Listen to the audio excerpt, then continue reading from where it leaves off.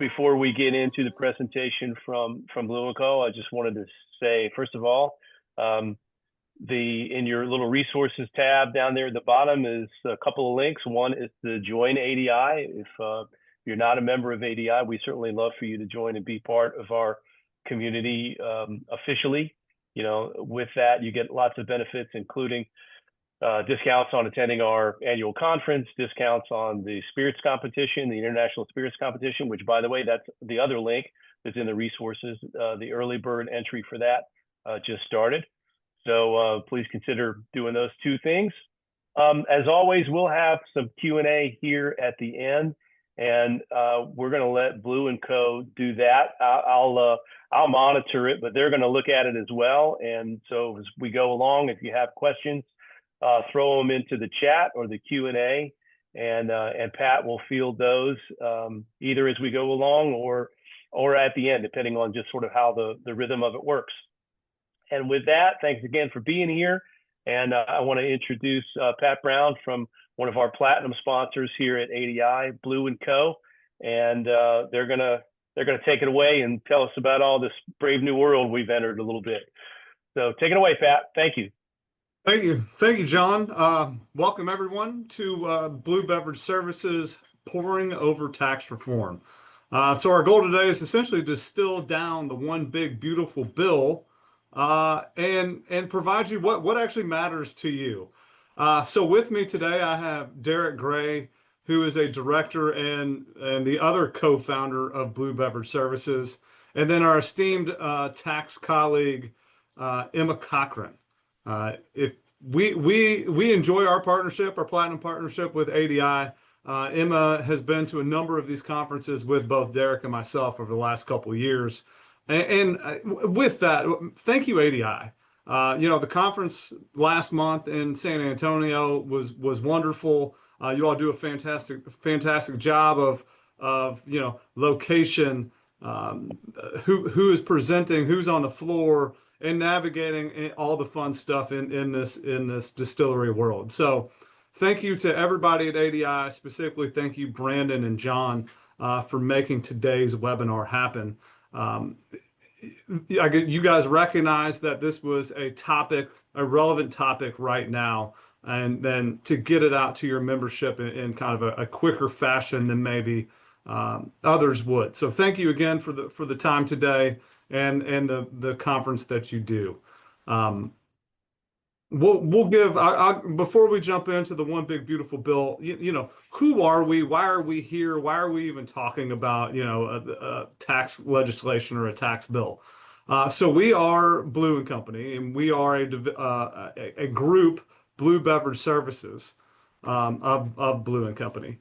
And we have 13 offices in 5 states. So we're in Kentucky, Indiana, Ohio, Michigan, and Tennessee.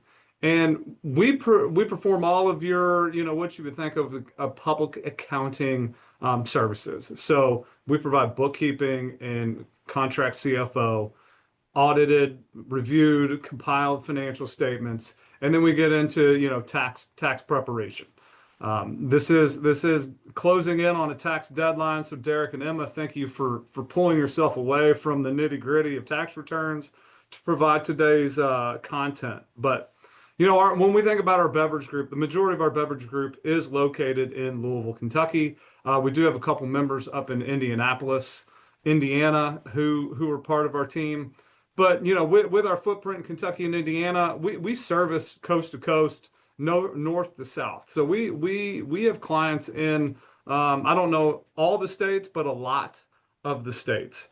And those clients are distilleries, wineries, breweries, non-producing distillers, brands or labels, RTD manufacturers, barrel brokers, barrel funds, and then we even have a couple cooperage clients as well. And I did see a question come through the chat. We will provide the slides from today's session, and it is being recorded, so the recording can go out with those slides as well. So what do we do? I went through the bookkeeping and the financial statements and the tax returns. Probably where we add more value Not that we don't add value performing the general services, but where we add more value is the tax consulting. Did I set up my company right, or how should I set up my company? Then we get into modeling or projections, pro formas, break even analysis. We also do some barrel valuations. We do some business valuations. So what is my distillery worth as a whole, not just the barrels that I'm holding. Um, since we created our Blue Beverage Services group, we've also had a lot of inventory conversations. So I have a distillery, I'm producing juice, whether I'm aging it or when I'm not. What's the cost of my juice? So we've walked through a number of companies through that calculation. Yes, it's easier to get the grains and the direct materials, but we need to add in the labor and overhead to that to come up with our cost. So we've done a number of projects figuring out, what does our juice cost? And then what does our bottles cost, or what do our barrels cost as we move that farther along? In the last, I don't know, 6, 9 months, we've also done some excess capacity calculations. So, hey, we're not running at full capacity or normal capacity. So we've helped a couple clients figure out what is normal capacity and what should we do with those additional costs. And then we've also fielded, hey, we're paying tariffs. What do we do with the tariffs? Is that part of inventory? Do we just expense it as we go? The answer is it's part of inventory. Um, Maybe we don't like that. I don't know, but that's what my general accepted accounting principle manual says. So that's the company line I am towing. But enough about Blue and Company, enough about who we are and what we do. Let's get into the reason you're here today, and it's for the insightful tax knowledge that both Derek and Emma are going to bestow on us. So with that, Derek. Thank you. I appreciate it. And thank you to all of you all for spending the next hour and 20 minutes or so is what we're scheduled to go to. I don't think it'll take that long unless you all have a lot of questions. So please fire them up. We'll answer whatever we have, and what we can't get to, we will follow up with after the fact. So before we get started here, a little bit of housekeeping. We're going to talk about tax policy today. It's a little bit hard to talk about tax policy without talking about politics, right? But when we talk about politics, we're not going to get political, right? We'll mention Republicans and Democrats, but never in a disparaging manner. We'll tell you just the facts, right? We may say something is very taxpayer friendly or not as taxpayer friendly, but this is not going to turn into a blue versus red argument or opinion session here. How did we get here? And really, it begins back in 2017 under the first Trump administration. And one of the first things that President Trump did in his first presidency, he, along with Congress, passed the Tax Cuts and Jobs Act of 2017. And at that time, it was among the more seminal tax legislative pieces in history, certainly the biggest one that we've seen since 1986, which was really kind of perhaps one of the bigger tax acts ever.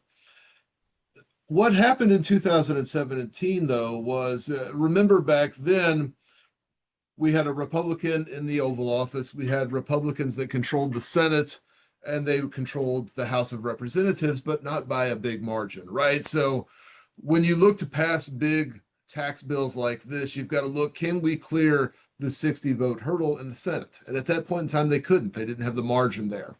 So they used something that gets used commonly on both sides of the aisle. It's a reconciliation bill. The reconciliation bill has its pros and cons. Among the pros, of course, were that the Republicans were able to pass the Tax Cuts and Jobs Act without a single vote from a Democratic senator, right? Because in order to pass a reconciliation bill, you need only to have a simple majority, a 51 to 49 vote or even 50-50, because the vice president usually breaks the ties there. The bad news about a reconciliation bill is that under the Byrd rule in the legislative process, you can only add so much to the federal deficit over a 10-year period. And when the law was passed in 2017, there were a lot of very pro-taxpayer tax cuts on both the business side and the individual side. But we could only add so much to the deficit, right? So we had to make a lot of those tax cuts temporary. That's the reason that a lot of individual tax cuts were set to expire at the end of 2025. There were some things that back in 2017 didn't quite make sense from a Republican-driven legislative piece, in that it actually added tax in certain areas. Well, the reason they did that was because they needed revenue to not add to the deficit, right? So you saw a lot of tax cuts, you saw some add backs or some revenue raisers, with a lot of those provisions set to expire at the end of 25. Well, here we are. So we always knew there was going to be some form of legislation. There were a lot of tax dorks back then that called it the Super Bowl of tax legislation, which is, yes, for those of us in the profession, it's just as embarrassing as it sounds to refer to the Super Bowl of tax. But here we are, and now we're dissecting the one big beautiful bill. OB3 was part of a broader package. Pat, you can leave it here. Part of a bigger package. So there's Medicare provisions, there's spending provisions, but the largest part of it were the income tax provisions, and that's why we're here today. So we're going to start by talking about business tax provisions. And we're going to talk at a very high level, right? One is there's a lot of minutia in this tax code, right? So we're not going to talk very heavily about a lot of numbers. If there are numbers or something that is impactful to you or that you have questions on, please follow up with us afterwards or hit us up in the Q&A. Happy to talk specifics, but in general, we're going to stick to tax at a very high level. So first up among the business tax provisions was the 199A, or the qualified business income deduction. You all may know this as that 20% deduction that you have on your tax return if you have a partnership or an S corporation. This was a provision that was passed back in 2017 and was set to expire at the end of 2025. And under OB3, 199A and the 20% deduction is now made permanent. In addition to making that provision permanent, 199A is intended to benefit people who are in or have qualified businesses that derive qualified business income. So qualified business income is usually anything that is not a specified service, trade, or business. So think accounting, medical, legal, entertainment, athletics, things like that. The good news is that for most of the activity that we have in the spirits industry, whether you're a distiller, a non-producing distiller, an RTD company, most of you all will qualify for this provision.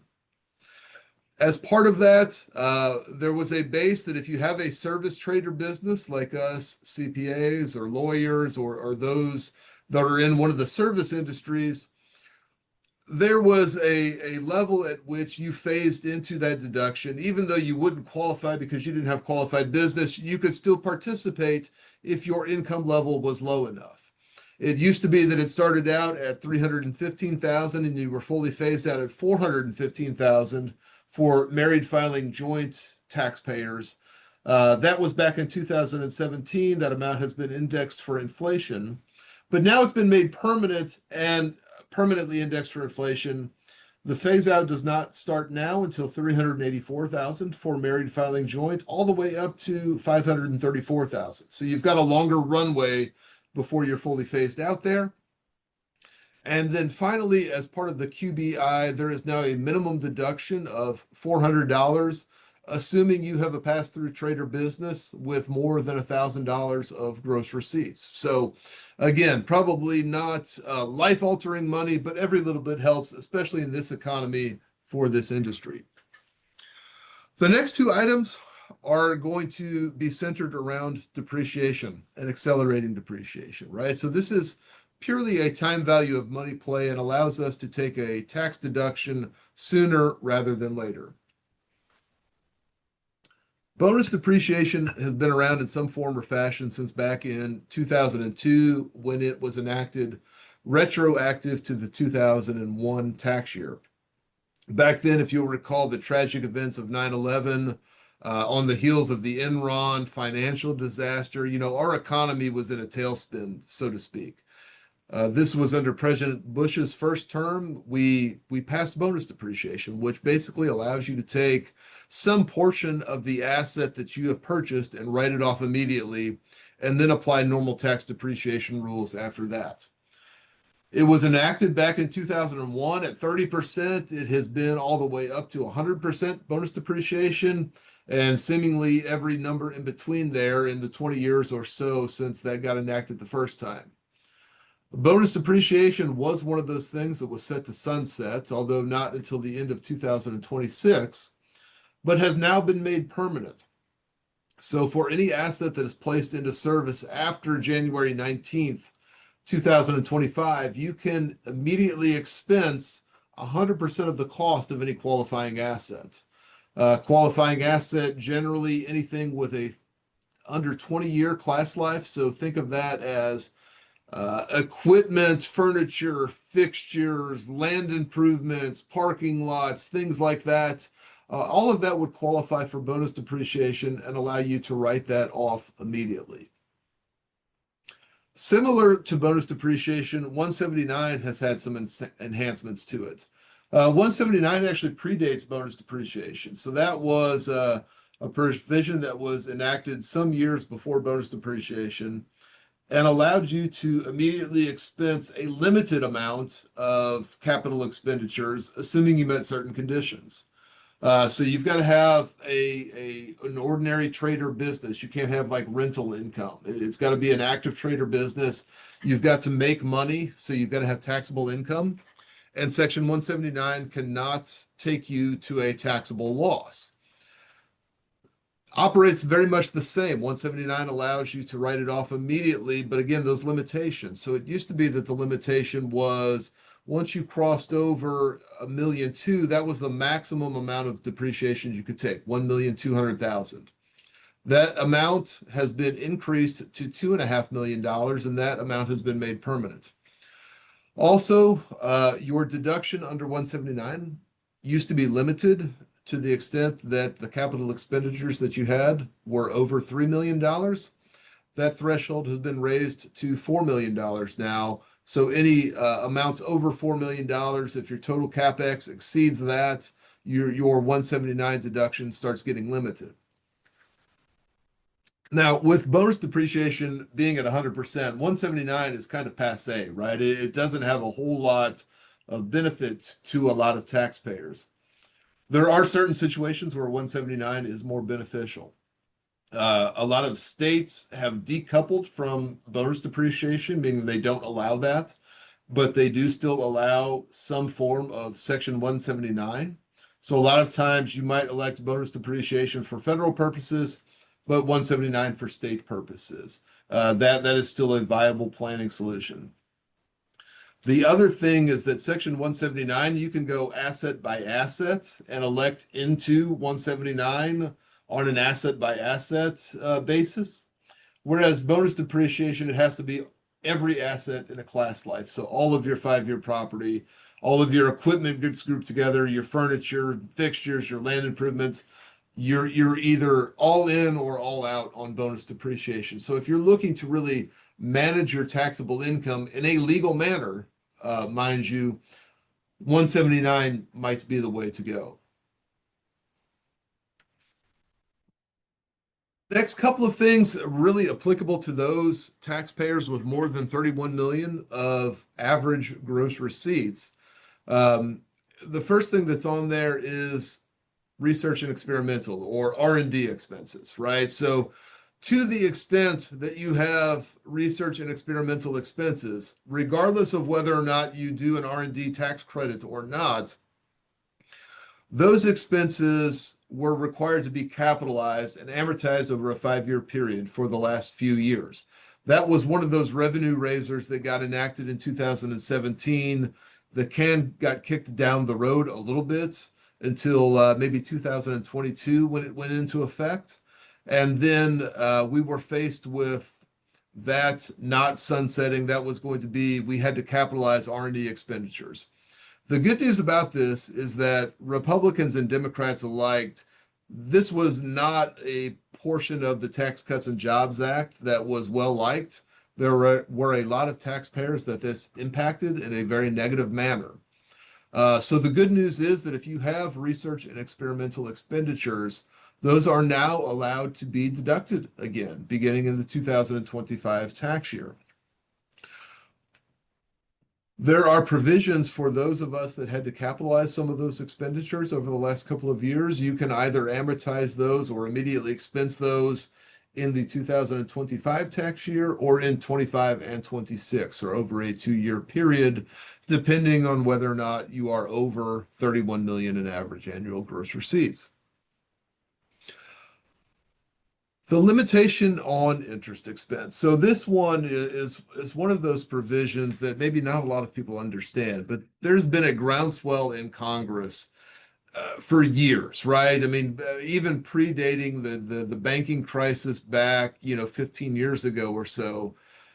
Congress has often thought that debt is inherently more risky than an equity investment, and there was some inequity in the playing field there, right? So if you think about it, interest expense on debt, you can deduct that. Dividends to equity investors, you can't deduct that. So there was always kind of the scales were thought to be tilted to the side of debt, and that was a little bit more risky, right? You've got debt holders that are really most interested in getting their principal back and making sure they collect their interest payments. But as long as you're making the payments on your loan, you don't get a whole lot of pushback from banks or the debt holders. Equity investors, however, right, wrong, or indifferent, are thought to be more business friendly, right? They are along for the ride. They want to see you succeed, not just get their money back. With that information, right, Congress has long thought, do we limit the deduction for interest expense? Do we disallow it altogether, right? So rather than disallow it altogether, what they said, they came up with a tax calculation in 2017 and said, we're going to limit the amount of interest expense you can deduct to 30% of your adjusted taxable income. Immediately, small businesses started raising their hands saying very unfair. So small businesses were excluded, right? You've got to have more than $31 million in average annual receipts to have your interest expense limited. Like I said, though, the interest expense was limited to adjusted taxable income. And there were certain add backs to adjusted taxable income early on in the early stages of that deduction. Chief among them, depreciation and amortization. Those amounts fell off of the calculation of adjusted taxable income, but are now back and made permanent. So your calculation of adjusted taxable income will get increased permanently for your depreciation and amortization. This could be very helpful, if you are building rick houses, if you have big CapEx, if you spend a lot of money and have a large depreciation deduction, this will absolutely help you to the extent that you are limited otherwise on your interest expense. And then finally, in terms of deduction limitations here, 461L, this is a real nasty one, right? So this was also passed back in 2017 as part of the Tax Cuts and Jobs Act. What this says is that if you add up all of your pass-through deductions or losses and income together, so your partnership income, your S-corp income, you smash all of those together. If that amount exceeds $500,000 for married filing joint at enactment back in 17, but was indexed for inflation all the way up to $610,000 in 2024, $626,000 in 2025. So if you've got losses in excess of those amounts, they're limited. They turn into net operating losses. So the maximum amount of pass-through deduction that you can deduct in any given year for 2025 is $626,000. This was, again, a revenue raiser that was passed back in 2017 to help defray some of the cost of those tax benefits that a lot of taxpayers received. This 461L limitation, the excess business loss limitation, has been made permanent, unfortunately. So a blow to taxpayers there, particularly those with pass-through entities. And then, to rub salt in the wound, we don't continue to index for inflation based on the 26 number. We're going to turn 27 back into a $500,000 limitation and retroactively index it for inflation based on that $500,000 number.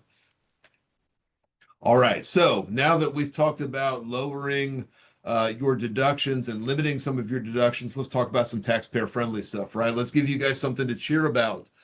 And one of the things that's really good that has come out is the benefits that have been made permanent under Section 1202 for qualified small business stock.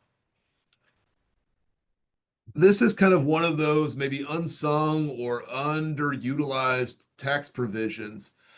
And what Section 1202 does is it allows anyone who has C Corp stock that they hold for some period of time, if that was for small business stock, you are allowed to exclude or not take into taxable income some of the gain on sale of that stock when you sell it. So if we get down to the nitty gritty here, you've got to have C Corp stock, not S Corp, not partnerships, got to be C Corp stock. And the post-money valuation, so after you put your money in, the value of the company has to be $75 million or less. If you meet those criteria there and you hold the stock for 5 years, you can exclude 100% of the gain on your sale up to the greater of 10 times your initial basis or $15 million, right? And that is on a per investor basis, not a per company basis. So if you've got 10 investors, you could potentially exclude $15 million times 10 on the sale of C Corp stock. That has always been the case since this was enacted, but under the OB3, you've now got a phase-in period where if you hold the stock for 3 years, you can get a 50% exclusion. And if you hold it for 4 years, you can get a 75% exclusion on that 1202 stock. So if you're forming a distillery, if you're in the exploratory stages, if you're early on in the lifespan of your company, you may want to look at C Corp because this is a very, very powerful tax planning tool. And then on these last couple of things, I'm going to go fairly quickly because I don't know that it's going to apply to a lot of us. Opportunity zones were part of Tax Cuts and Jobs Act in 2017. This was a part of the legislation that was geared towards really stimulating economic investment in underutilized or underserved communities in our country.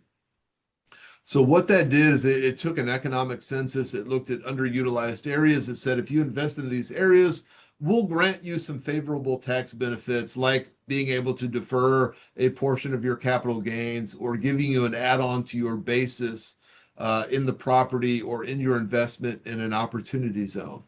I won't get into that. We could spend an entire hour talking about that.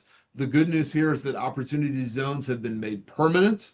They are around for the foreseeable future. The census lines will get redrawn every decade, but opportunity zones are here to stay for now, at least. So, there is an opportunity, pardon the pun there, to defer some capital gain if the right fact pattern emerges.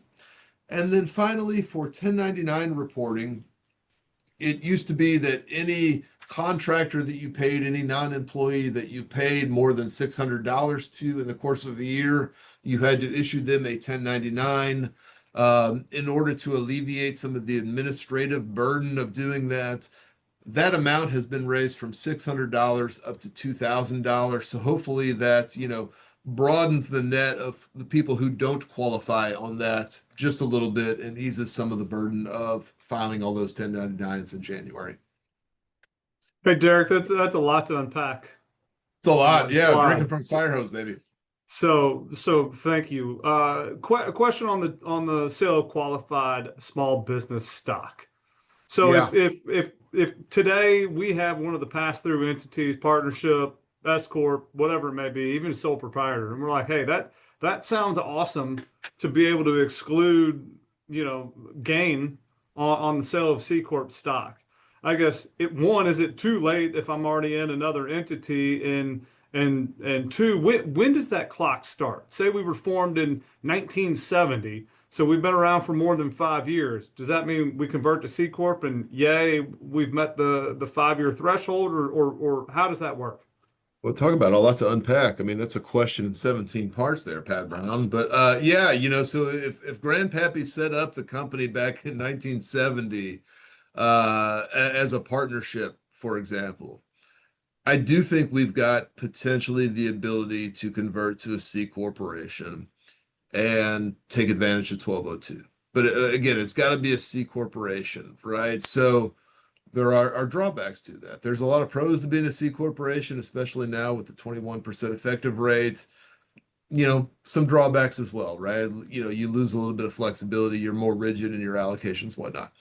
I say all of that to say it's not for the weak of heart, right? Because in all likelihood, you've got DSPs. You might have to worry about transferring that to a new entity. You've got contracts that may have to go to a new entity. So I think it is possible, certainly in the right fact pattern, absolutely possible.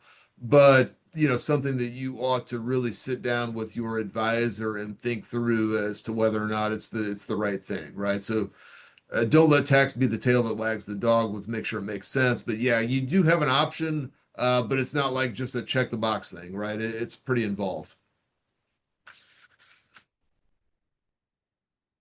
All right, so we're going to end with one more thing about depreciation, right? And this is a new part of tax legislation. So you're going to notice that a lot of what is in the one big beautiful bill is just an extension or an enhancement to what was passed in 2017 under the Tax Cuts and Jobs Act.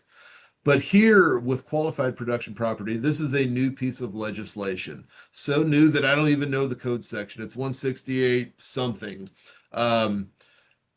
Qualified production property is bonus depreciation eligible, right? So we can write off 100% in year one. Great time value of money play. Some qualifications, though, or some criteria that we've got to meet. The original use has to commence with you, the taxpayer. So you can't have bought a building from somebody else. You must have built it new.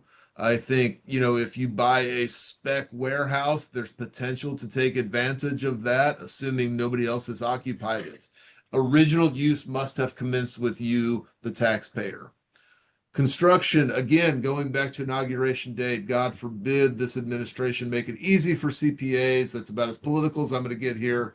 And went back to 1/1/25. No, we go to inauguration day. So if you had property that you placed in service that might otherwise qualify, and maybe you were saying it got placed into service the first 18 days of January, maybe go back and look at your invoices or your COI or whatever. But if construction began after January 19th, 25 and before 12/31/28, it meets the definition of QPP. If you place that property into service before 1/1/31, you're good on the QPP side. So let's really dive into what is QPP. It's non-residential real property. So in layman's term, that's a building, right? Non-residential real property, building. And it's used used by the taxpayer in a qualified production activity, which is an activity that's involved in the manufacturing, production, or refining of a qualified product. All right, so what is a qualified product? Last definition here, I promise. Qualified product. I'm going to read right from the legislation here. Any tangible personal property, if such property is not a food or beverage prepared in the same building as a retail establishment in which the property is sold. So if you all are like I was, you may have puckered up a little bit when you heard food or beverage in there and prepared in the same facility where something is sold. I hear the word prepare though, and I think more restaurant, whereas I think spirits or alcohol is manufactured. I think food is prepared. So I think this carve out or saying that something is not QPP is really geared towards the restaurant industry, not the fact that we're making bourbon or vodka in the back and selling something in the front up near our tasting room. Now, does that mean that willy-nilly we can go out and buy a building and write it all off? No, not exactly. Not so fast, my friends. So it's only the portion of the building that relates to manufacturing, production, or refining of qualified products that are eligible for that. So our tasting rooms probably don't qualify. Office space wouldn't qualify. Front of house, like visitor center, probably not going to qualify. The real interesting one that we get into here is, what happens to a bottling line? The legislation has a phrase there, and it's substantial transformation. So we have to substantially transform the product in order to meet this definition.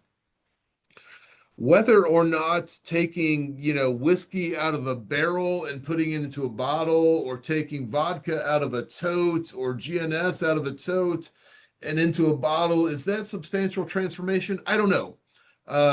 We may get some guidance here soon. We will absolutely get some guidance on qualified production property.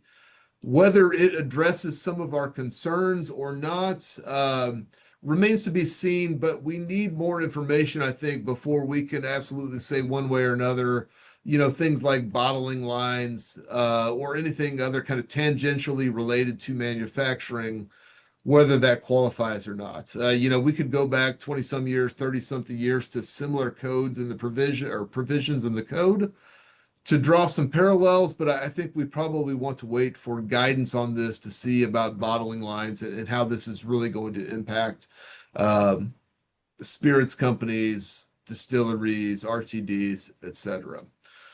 So I have gone on for quite some time, giving you all a lot to think about on business provisions. Emma, you've got some things on the workforce and how it applies to individuals. You want to take it away? Thank you, Derek. So like Derek mentioned, a lot of what is in this bill is a callback to that 2017 Tax Cuts and Jobs Act. But actually, all three items that we have under the workforce implications are all brand new. This was not in any prior legislation. So it's something like the qualified production property that we're learning through, working through, getting more clarity as time goes on. But the first two go hand in hand. It is no tax on tip and no tax on overtime. So you'll notice that no tax is in quotes. Nothing in life, unfortunately, is tax-free, and this is one of those items. So for you all as an employer standpoint, nothing really is changing for you all. This is more on the individual employee level.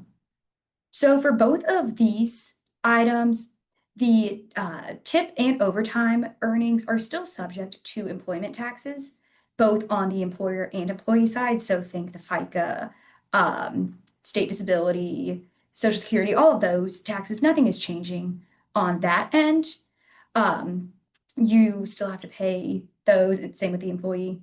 But on the employee's individual tax return, they may be eligible for a deduction on their return. So the way that this works, if they're under a certain income limit, so that income limit for single filers is $150,000 annually, married is $300,000. If they're under that limit, they have the potential to take a deduction of up to $25,000 of tip income and $12,500 of overtime as a deduction on their return. So essentially, it decreases their taxable income, which then decreases their tax liability and the tax that they owe. So one of the biggest things that we want to make sure that we take care of when thinking about this legislation is that not every job or occupation is eligible for this tip deduction. So the Department of Labor actually about a couple weeks ago sent out a list of qualified occupations. From a spirits industry, it's mainly going to be your tour guides and your front of house staff in your restaurant or tasting room. So bartenders, barbacks, waiters, cooks, anybody in the food and beverage industry, as well as your tour guides. They are eligible to take this deduction if they earn tip income. Overtime income, we get into a little bit more legal nuance as to who's qualified, who's not. I don't want to give legal advice. That is not my forte by any means. But essentially, if you earn overtime compensation, you are probably eligible for this deduction. From an employer standpoint, for 2025, this is going to get reported on the W-2 in box 14. So the form W-2 is not changing from prior years. There's not additional boxes, not additional codes, anything like that. Box 14 is just called Other. And that's where this information is going to go. We actually offered a webinar earlier this week with a labor and employment attorney who went into more detail about this. So when we send out these slides in the recording, we can also send out a link to that webinar if you are interested in more of the nuances and legal side of how this will affect you as an employer. This next one is a Trump account, which is also known as the 530A account. This is a tax advantage savings account that works pretty similarly to a traditional IRA. So from a personal standpoint, if you have children, grandchildren, or anybody else that you want to provide for that is under the age of 18, you are able to set up this Trump account as a savings account for that minor. So you are able to put in a maximum contribution of $5,000 annually to this account. It grows tax-free. And then once the money is taken out, it is taxed on withdrawal on the growth. So the money that you put in is tax-free since that is your basis in it. You don't have to pay double tax, but you are taxed on the growth of the account, but you're not, it's only when it's withdrawn. So you don't have to worry about paying like interest, tax on interest, dividends, or anything like that during the life of the account. It's just when it's withdrawn. From an employer standpoint, you are able to give a contribution to the account of either your employee or a dependent of the employee of up to $2,500. So this is something that you can look into as part of your benefits package. If you're interested in adding another benefit to your employees or their children, that's something you can offer for them. And like I said, it is like a traditional IRA. So it is almost like a retirement account. But one of the big perks is that for an IRA, you have to have earned income in order to contribute to this account. Lots of minor children, unless they're in high school with a part-time job, they don't have earned income to contribute to an IRA. So this is a way to get around that earned income requirement to help minors save for retirement. Hey, Emma, I have a question about the Trump accounts, but first, for anybody who's having trouble seeing the slides, and you're seeing a giant picture of one of the speakers, Emma, Derek, or myself, if you go up to the top right of your screen, there is a View tab or a View button. From there, you can click and to reconfigure what you're seeing on your screen. So if you don't like our beautiful faces, you can minimize us and make the slides a little larger. There's been a number of questions come in for that. So just want everybody, to be able to see the material and not just see our beautiful smiling faces. And I do apologize for anybody that had to watch me give a 25-minute talk on tax law. I apologize. Luckily, you all are in the alcohol industry, so you've got the libations to, cure your ails.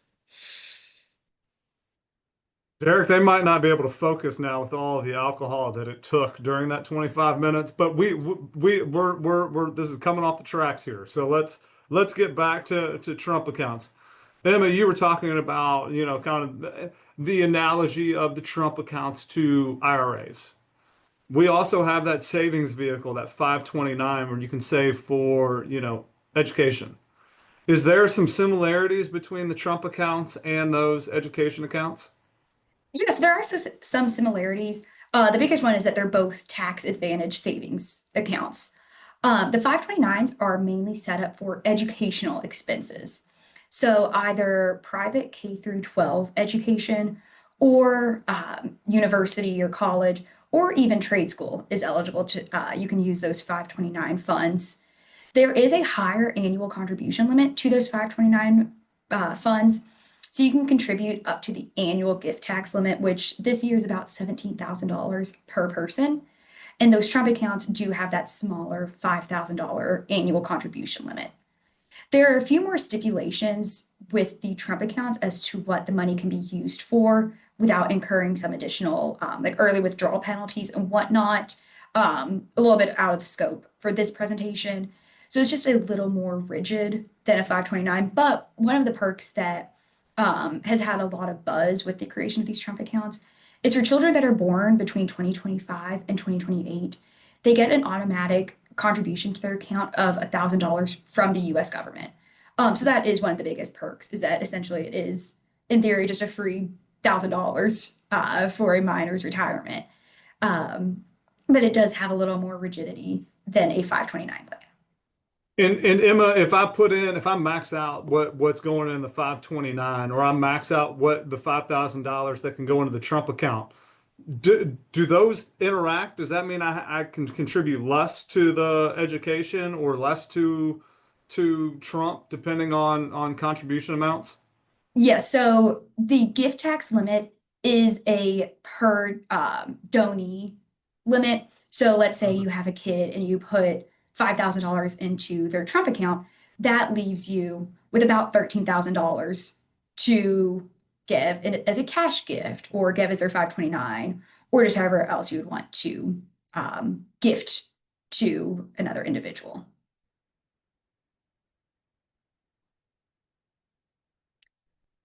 So, as you all are also your business owners, you have the business side of this new tax law. Kind of want to flip the coin and focus on how this may impact you as individual filers. So again, like Derek mentioned at the beginning of the presentation, has kind of been the theme throughout this whole thing, is that a lot of what is in this bill is just a continuation of that 2017 Tax Cuts and Jobs Act. And a lot of these individual provisions keeps that same theme. So the first thing is that the tax brackets are now made permanent, with that highest tax bracket being 37%. So that changed back in 2017, moved those brackets around, made the income limits or income amounts in each bracket bigger, and essentially those are just staying the same. They get indexed for inflation annually, so those dollar limits for each tax bracket change annually. Right now, that highest tax bracket of 37% is anywhere over $751,000 of income if you are married, and single, it is half that amount. So again, that will change annually, but those higher tax brackets are now made permanent. And again, on this similar side, the higher standard deduction is also made permanent. So before the Tax Cuts and Jobs Act, a lot of individuals actually itemized their deductions. And with the passage of the Tax Cuts and Jobs Act, it increased the standard deduction significantly. So a lot of individuals now take the standard deduction. That was set to decrease back to pre-2017 numbers, but those higher standard deductions are now made permanent. This year, the standard deduction is $31,500 for married filing jointly returns and $15,750 for single filers. This next one, the deductible auto loan interest, you might have heard about in the news or online. This is new with the passage of the One Big Beautiful Bill. It gives you the potential to deduct personal auto loan interest. So this is separate from business auto loan interest. So if you have business vehicles that you have in your business name, you can deduct that interest. This does not change that. So the business side completely stays the same. This is from a personal side. So if you buy a personal vehicle, you may have the ability to deduct the interest that you pay on that auto loan. There are a lot of caveats to this. One of the biggest ones is that it has to be a brand new vehicle. So no pre-owned vehicles, anything like that. And it has to have final assembly in the United States. So any prior car loans, any pre-owned used vehicles that you have, those are not eligible for this deduction. But one of the things that is a little confusing, has some fun nuances, is that it has a pretty low income phase out in order to take this deduction. So once you start making more than $200,000 as a married filing joint couple, this deduction starts phasing out and is fully phased out at $250,000. So that prohibits a lot of higher income individuals from being able to take this deduction. So it really is just for those people that are in lower income brackets. The child tax credit, this has been around for a while now. It's not changing too significantly with this new bill, One of the biggest things is that it increased from a $2,000 credit per qualifying child up to $2,200 for 2025. And that is now being indexed for inflation. Prior to this bill, it was set at $2,000 and did not change annually. Now we have the ability for it to be increased year over year. And one of the other things that changed with this is now one of the either the taxpayer or the spouse of the qualifying child must have a social security number. Prior to this bill, only the qualifying child had to have a social security number, but now either the taxpayer or the spouse has to have a social security number. So if both parents have a tax identification number, they unfortunately are not qualified for this credit anymore. You'll notice that energy credits are on here. The long and the short of it is that all energy credits are being phased out over the next year or two. So think your residential energy credit, your clean energy credit, energy efficient home improvements, 179D, pretty much all of those will be fully phased out by the end of 2026. Again, that's one of those revenue raisers that Derek mentioned that was added into the bill. There's more guidance as to exactly when each credit is being phased out, but for all intents and purposes, just over the next about year and a half, all of those will be phased out. And lastly, as like I mentioned, a lot of taxpayers are now taking the standard deduction, which precludes them from being able to take a deduction for their charitable contributions. With the One Big Beautiful Bill, if you take the standard deduction, you are now eligible for a $1,000 deduction of charitable contributions if you are a single filer, and double that of $2,000 for married filing joint filers. So this was a thing during COVID, from the SAFE Act. This allowed for a deduction for a couple years that is very similar to this, but it is now made permanent. So those people that are charitably inclined and still take the standard deduction, you're able to get a little bit of a benefit that you haven't been able to take in the past. Emma, one that stands out, one of the provisions that stands out from this page is hey, we get to deduct our auto loan insurance, yay, right? But in order to maximize that $10,000 loan interest deduction, you have to buy like a $200,000 car, right? So if it phases out between 200 and 250, but I have to buy a $200,000 car, how do we take advantage of this? That is something that kind of perked our ears whenever we were reading through the bill. It is interesting that you have to buy a brand new vehicle, which nowadays can be at least $40,000, $50,000. And if it starts to phase out at $200,000 of income, who can afford that $50,000, $60,000, $70,000 brand new vehicle? But like what Derek mentioned earlier, we can do some fun tax planning with especially this new 100% bonus depreciation allowance, other deductions that we can take. We can work with those different strategies to bring your income down lower to that phase and range. So let's say you're a distillery owner and you're doing great, you're profitable, you have a successful business, and you're showing, let's say, $200,000 of book income, but then we're able to take $300,000 of bonus depreciation. That brings you into a net loss situation. So then that flows through to your personal return. You may be showing zero net income on your personal return, but you have that cash and funds to be able to purchase that brand new car and afford that auto loan. So on the surface, it does seem like it would preclude a lot of people from being able to take that deduction with that income phase out. But there are some tax planning strategies that we can work with, again, like Derek said, legally, to get you to a lower income amount to possibly take that deduction.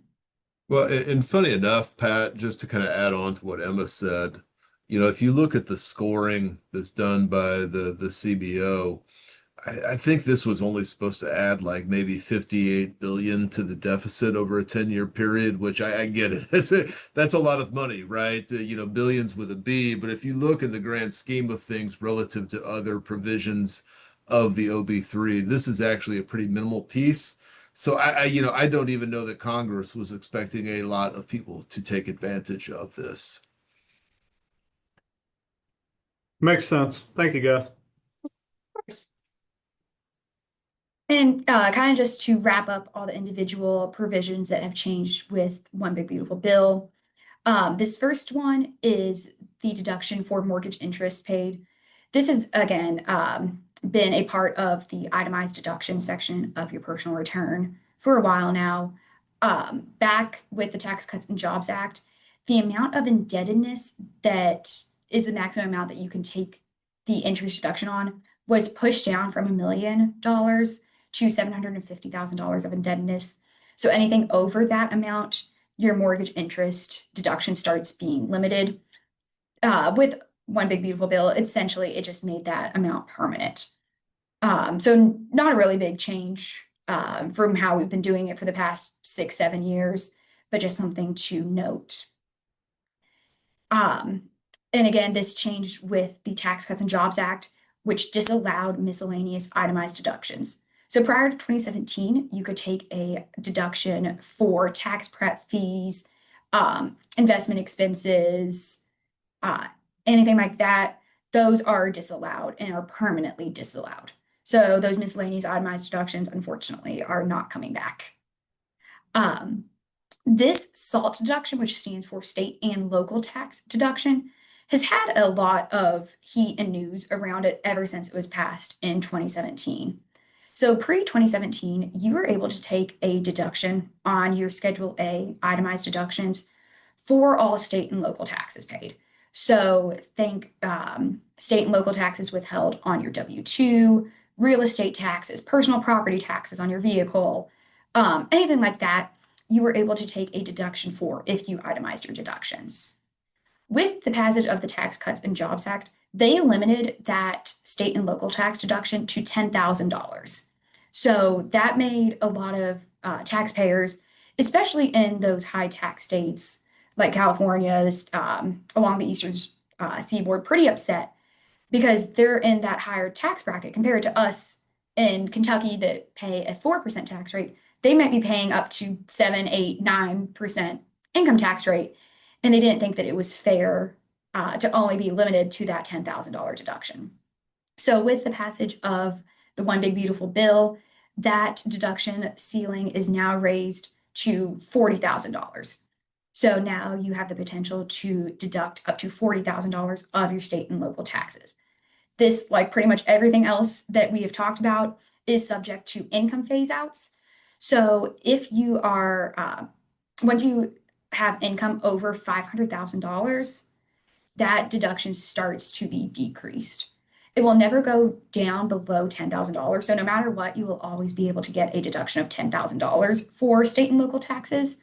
But if you are a higher income earner, you may not be able to take advantage of that full $40,000 deduction limit. Lastly, we have not had to deal with this since pre-Tax Cuts and Jobs Act, but itemized deductions are now being limited again for higher income individuals.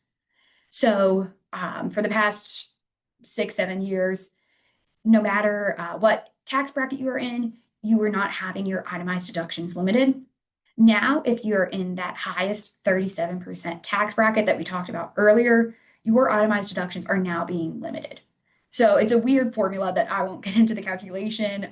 Nobody wants to see me do math, especially mental math. But essentially just know if you're in that highest tax bracket and you itemize your deductions, those deductions are going to start being limited come next year. All right, Emma, thank you for that. So let's wrap this up by talking about some strategic recommendations that we have. The good news here is that, this bill was passed on July 4th, which is usually a far cry that, a lot of times it's done right at the end of the year, December, January, retroactive, right? The good news is we had a good 6 months from passage to the end of the year to act on this stuff. Even now, we've still got 3 months left to go in the year, which is an eternity for tax planning, right? So the time to reach out to us, reach out to your CPAs. It doesn't need to be blue. Reach out to your attorneys, be talking about some of this stuff, right? Do not wait until the week between Christmas and New Year's to do your tax planning, because I can guarantee you I will not be answering the phone. I can't answer for Emma or Pat or your attorney or CPA, but act on this stuff now. So what are we talking to our clients about? I think the most obvious thing is maximize your depreciation, right? Whether that's bonus depreciation, whether that's looking at how do we enhance or take advantage of 179 for state tax purposes, or use that to really minimize our tax liability, whether it's QPP, whatever. There are a lot of good depreciation provisions in this tax law. Take advantage of them to lower your tax liability where it makes sense. The caveat there is, kind of like what we talked about, be aware of some of those rabbit holes that you could go down. Don't create a depreciation deduction only to have that deduction limited by an excess business loss limitation, or, lower your taxable income so much that we've increased our depreciation expense, but decreased the amount of interest expense that we can deduct. So kind of take advantage of that, but look at it holistically to make sure that you're not triggering any unforeseen consequences.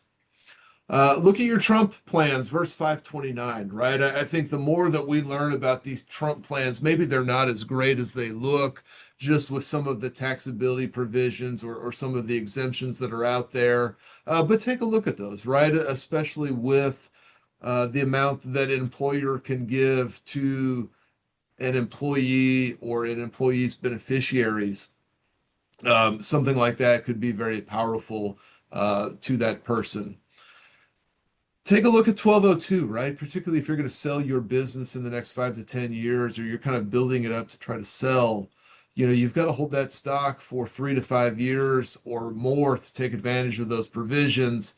You've still got time, right? So might be the time to make a C Corp conversion and really go towards a sale.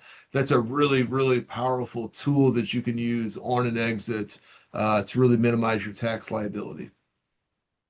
And then finally, I know it's not mentioned on here, but take a look at your estate tax. Take a look at the provisions there, your will, any trust that you have. Update your estate plan. We've got a lot of very favorable provisions in the estate tax code. That lifetime exemption is still up over $13 million in index for inflation. You still get the step up upon the date of death for the value of the assets. And although those amounts were made permanent under OB3, I would tell you that permanency only lasts until the next election cycle, right? So if a Democrat takes the Oval Office and there's a blue wave that sweeps through Congress in 2028 or even 2032, you don't want to look back and say, boy, I wish I had done something in 25 before my distillery took off, before the law changed again. So take a look at your estate plan as we go into the end of the year. And really, if you've got any questions, call us, call your advisors, take advantage of that, and let us know how we can help. Pat, that's it for our material here. What kind of questions do we have? I guess I have one that might be in the strategic recommendations, Derek. We've done a presentation for ADI on at one of the conferences, one of the past conferences, life cycle of distillery. And when I start thinking of, kind of that early stage, if I'm in the early stage of setting up my distillery, setting up the entity, now having listened to, 60 minutes of OB3 information, and I'm drinking from the fire hose, we're new. Maybe we formed, maybe we haven't formed. Who should I be talking to, and maybe when should those conversations be happening? I mean, I think with most of your financial decisions, you need kind of a three-legged stool, right? You need a good CPA, you need a good attorney, you need a good financial planner. When all three of those people are talking together, that's usually when you get the best results. Now, in particular, if you're talking about just the structuring of what kind of entity formation we want to do, I really think it's a lot of CPA and attorney. CPA might have more information in terms of the tax consequences, but you're still going to need a good business attorney to draft those documents, whether it's an operating agreement or, really any kind of a legal document. This is not the time to really use your real estate attorney or maybe your cousin or your uncle to do that. I would find a good business attorney, and if their firm or they themselves have, three-tier experience or beverage experience, all the better there. But, find yourself a good attorney and a good CPA because they will save you a lot of headaches, regardless of the topic. Thank you, Derek. Thank you, Emma. This is a lot of information that you've thrown at us. The chat is open for Q&A. The Q&A is open for Q&A. So if you have questions, please put them in there. I know that we have at least one that has come through that wasn't asking about how do I make the presenters smaller and the content larger. So we can get to that, and then Derek and Emma, I have a couple questions that I've gotten from clients as OB3 has come out and we've discussed them. But again, thank you, Derek, thank you, Emma, thank you, ADI, for the time today to spend with the membership. And I'm going to put up the screen that shows our contact information. Hopefully it's not microscopic. So if you have a question, we don't answer your question here live, or you didn't really want to answer it here live in front of, or ask it live in front of everybody, please contact one or all of us, and we will get you an answer to your question. But we'll start out with the one that was in the chat, Derek. The question is, would research and development done through a non-US entity, a 1099 consultant, be deductible under those new R&E rules? I think so. I want to check on that. To my knowledge, Jerry, the only limitation on the non-US entity or contractor is when you're going for an R&D credits, and I think those costs would be not necessarily considered to be R&D expenses, but they would be considered code section 174 expenses. So if you were to draw a Venn diagram, they may not intersect there. But I'm not aware of anything that would limit the deductibility of anything paid to a foreign consultant for an R&D amount. Derek, if we go to qualified production property, so is it only good for owners of the property, or does leased property also qualify? Yeah, I mean, I think you're going to be out of luck if you've got leased property, right, Pat? Because that provision that was in there that we talked about, where the original use has to begin with the taxpayer, I think that's going to disqualify most of your leased property people. I suppose I could see a situation where maybe you build it to lease it, and you could argue that you were the original occupant. That might be one of those situations where you could use a little bit more guidance to come out from Treasury, or some kind of a letter ruling or something like that. So I don't know that we know that yet, but I would say in general, no, on the leases qualifying. Okay. Emma, you talked about the state and local taxes and the increase to the deduction, which we get at least $10,000, right? Depending on income levels. There was a big pass-through entity tax kind of change or restructuring. Does the new increased SALT limitation, does that impact PTET? So yeah, so for people who haven't heard of PTET, this came about let's say about 3-4 years ago as essentially a workaround to that $10,000 state and local tax limit. So certain states allow you to take a deduction for the state tax on your business tax return. So that lowers your federal taxable income. And then you, as a partner or shareholder, you get to take that credit for the state tax paid on your personal return. So essentially, it's a win-win situation. One Big Beautiful Bill did not mention PTET. So right now, we are safe to assume that there is no change. More states might come out with guidance saying that they decided that they are done with PTET and don't want to continue it, or the Treasury might come out with something else. But as of now, it's no change on PTET. Thanks, Emma. Derek, you mentioned, guidance to come for qualified production property. I think we might have mentioned it for the Trump accounts. Emma definitely mentioned, hey, we have been given a little bit more information for no tax on tips and no tax on overtime, especially for the 2025 reporting season. When are we going to get more information to know what to do or how to do, or, Yeah, I wish I knew for certain, Pat. The truth is we really don't know. Like I said, we've got a lot of time before the next filing season begins, right? We've got 3 months at the end of this year and really a couple of months at the front of next year to get a lot of this stuff, whether again, that's something from the IRS, whether that's form instructions, official guidance that comes out. I would tell you too, look a little bit at history and there are going to be drafting errors in this bill that people will find. Um, Keep in mind that this was passed under a reconciliation, right? So nary a Democratic vote came in on this.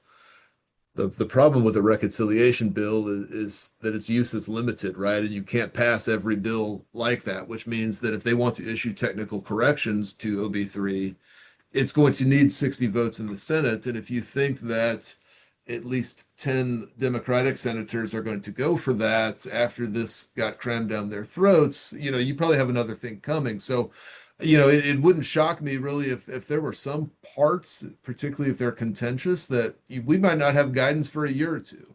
But I would say for most of it, we'll probably have a pretty good idea in the next 6 months or so, if not sooner. okay, let's hope, I guess. Let's hope. Fingers crossed. Fingers crossed. Derek, the OB3 is very manufacturing focused. It's for producers. Feels very producer friendly, right? We have a number of clients that are not producers that are sourcing their juice from it doesn't matter where. Are there still benefits in OB3 that those non-producers can take advantage of? I think so, right? I mean, if nothing more than you get the 20% business deduction, qualified business deduction. I mean, that alone right there, if you've got a pass-through entity, is very helpful. Combine that with, the corporate tax rate stayed at 21%, the individual tax rates stayed where they are. So there's a lot of very taxpayer-friendly stuff in this. I think depreciation gets the headlines and rightfully so. I mean, that's a big number. And you look at the spending, that's a big part of it. But the QBI deduction is just as big, and there's a lot of stuff in there that's not depreciation related. Hell, go buy a car, right? You can write off the interest. Uh, um, thank you, Derek. Thank you, Emma. We can hang out for another second to see any other questions come in, but if something does come up, I mean, our contact information is here on the screen. Email us night or day. We probably won't respond in the wee hours of the morning, but we'll get to you. We'll get to you the following day. So Well, again, I was sorry, Pat. I didn't mean to speak over you. I was just gonna say thank you. Yeah, well, I wanted to say thank you to the three of you as well, and to Blue and Co for being such a big supporter of ADI. And as you sort of alluded to the shy that may have a question and didn't want to step up, I don't think I said this in the beginning. You're going to email all of the registered attendees for the webinar this Yep. presentation, and I think Emma mentioned another presentation or another webinar. So everybody will have your contact info in their inbox by the end of today, and hopefully those lines of communication will be open for you if you can help some of these folks out.